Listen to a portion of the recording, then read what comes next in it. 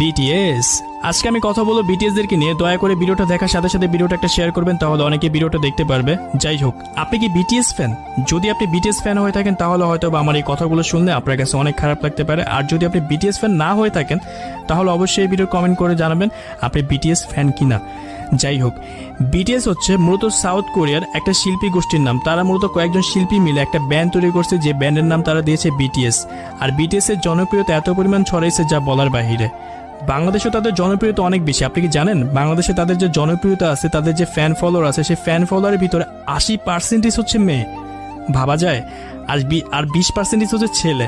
আমি জানি না কোন ছেলেরা তাদের ফ্যান। যাই হোক, তো যে সকল মেয়ে ফ্যান আছে তাদেরকে দেখার জন্য সেই সকল মেয়েরা অনেক বেশি পাগল। যাই হোক, তাদের জন্য সুখবর, বিটিএস আসতেছে বাংলাদেশে। তাদেরকে 43 কোটি টাকা দিয়ে দেশে কিনে নিয়ে আসা হইতেছে। বর্তমান সময়ে দেশের অবস্থা অনেক বেশি খারাপ, সকল পণ্যের দাম বেড়ে গেছে, মানুষ 3 বেলা ঠিকমতো খাইতে পারতেছে না। সেই সময় তাদের মতো মানুষকে এদেশে কিনে নিয়ে আসা হবে।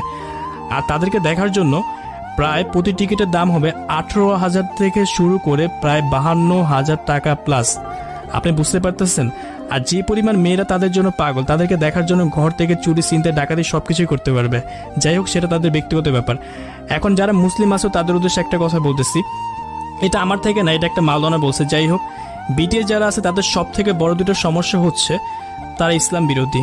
তাদের গানের ভিতরে যে কথাগুলো লাগায় সেই কথার ভিতরে ইসলাম বিরোধী, আল্লাহ বিরোধী কথা বলে। হয়তোবা তোমরা বাঙালি অনেকেই আছে যারা তাদের কথা বুঝো না, তাদের গানের মিনিং বুঝো না। তোমরা হয়তোবা হুদ্দাই তাদের ফ্যান ফলোয়ার, তাদের গলার সুর ভাল লাগে বা তাদের